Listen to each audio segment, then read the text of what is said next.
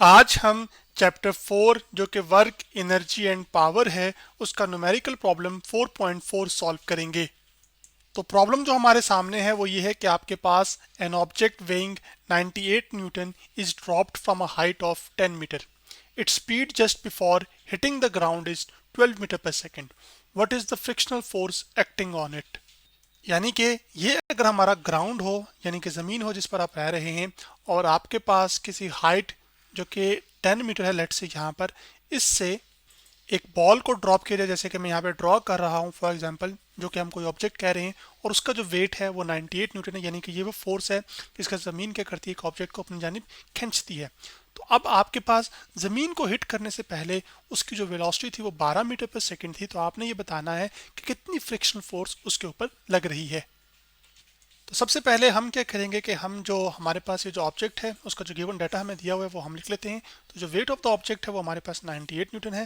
तो मैं यहाँ पे लिख लूँगा आपके पास ऑब्जेक्ट का वेट, जिसको हम W से रिप्रेजेंट कर रहे हैं, और वो आपके पास इक्वल है 98 न्यूटन के, जैसे कि यहाँ पे मैं उसको लिख रहा हूँ।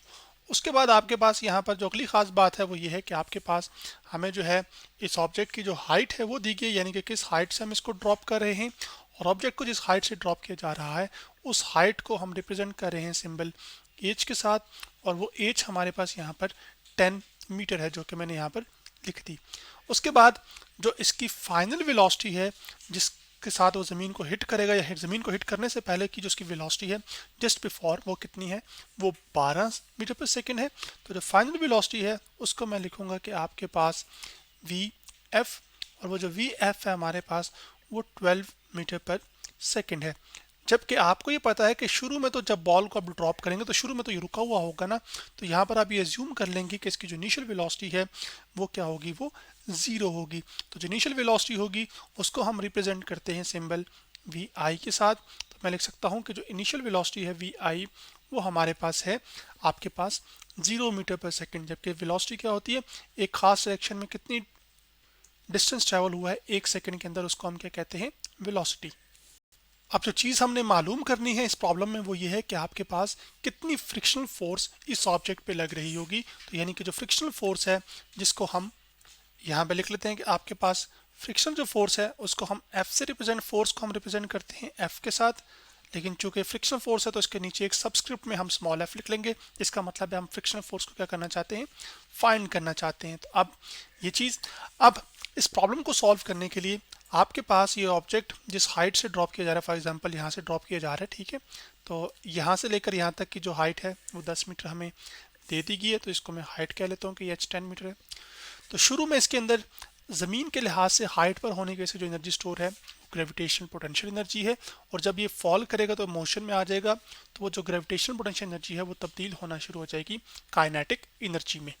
तो सबसे पहले हम फ्रिक्शन की वजह से जो काम हो रहा होगा, यानी कि जब ये ऑब्जेक्ट नीचे आ रहा होगा तो हवा जो होगी इसकी सराउंडिंग में वो उसके ऊपर एक ऊपर की जानिब फोर्स लगा रही होगी, और यहाँ पर उस फोर्स को हम क्या कह रहे हैं, फ्रिक्शनल फोर्स भी कह सकते हैं या ड्रैग फोर्स भी कह सकते हैं।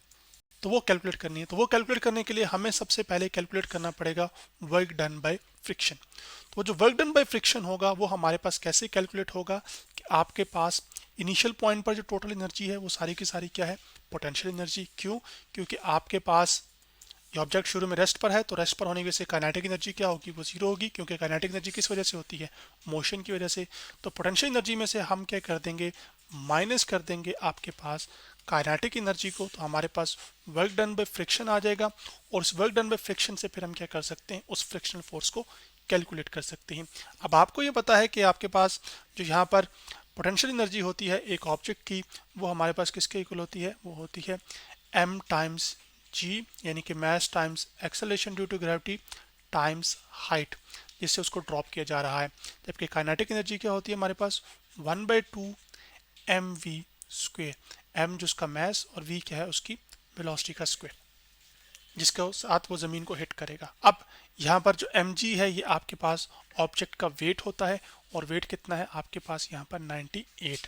जबकि किस हाइट से जो ऑब्जेक्ट को ड्रॉप किया जा रहा है, 10 मीटर की हाइट से, तो मैं यहाँ पे पुट कर दूंगा 10, फिर माइनस लिखेंगे हम, और 1/2 ऑब्जेक्ट का हमें वेट तो पता है लेकिन उसका मास नहीं पता, तो हम वेट के ज़रिए से क्या कर सकते हैं, मैस को कैलकुलेट कर सकते हैं। कैसे कर सकते हैं, मैं थोड़ा सा ऊपर करके यहाँ पर आपको वो चीज़ करके दिखा भी देता हूँ, तो फिर आपकी कैलकुलेशन में वो आ जाएगी। आपको ये पता है कि जो वेट होता है एक ऑब्जेक्ट का, जिसको मैंने डब्ल्यू से रिप्रेजेंट किया था, वो होता है mass times acceleration due to gravity. अगर आपने मैस कैलकुलेट करना है तो मैस कैलकुलेट करने के लिए हम जो राइट हैंड साइड है उसका मैस पहले लिख लेंगे, तो आपके पास जो जी इधर मल्टीप्लाई होता जाके क्या हो जाएगा, डिवाइड, तो W डिवाइडेड बाय हमारे पास क्या आ जाएगा यहाँ पर, acceleration due to gravity. Weight हमें दिया गया था 98, तो मैंने 98 पुट कर दिया, divided by acceleration due to gravity जो होती है वो 9.8 होती है, ये कांस्टेंट नंबर है। तो आपके पास 98 को जब आप 9.8 पे डिवाइड करेंगे तो आंसर आएगा 10। तो इस ऑब्जेक्ट का जो मैस है वो हमारे पास कितना है, वो 10 किलोग्राम है।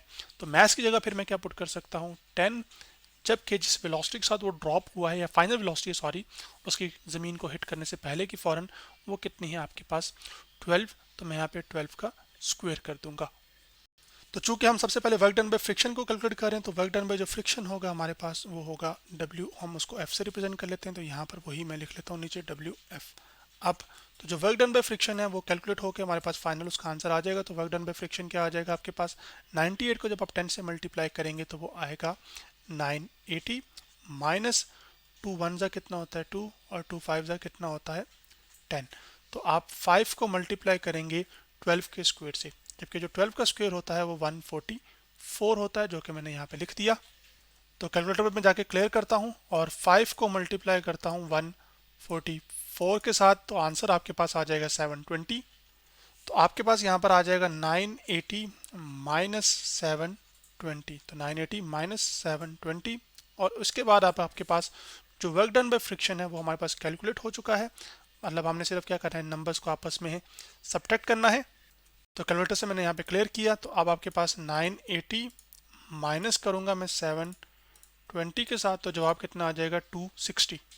तो वर्क डन बाय जो हमारे पास फ्रिक्शन है वो आ जाएगा 260, जबकि वर्क एक फॉर्म ऑफ एनर्जी है तो इसका यूनिट क्या आ जाएगा यहाँ पर, जूल। यानी कि इतना वर्क फ्रिक्शन की ने किया होगा, यानी कि सारी की सारी जो पोटेंशियल एनर्जी है वो काइनेटिक में तब्दील नहीं हुई, कुछ ना कुछ फ्रिक्शन ने भी काम किया है।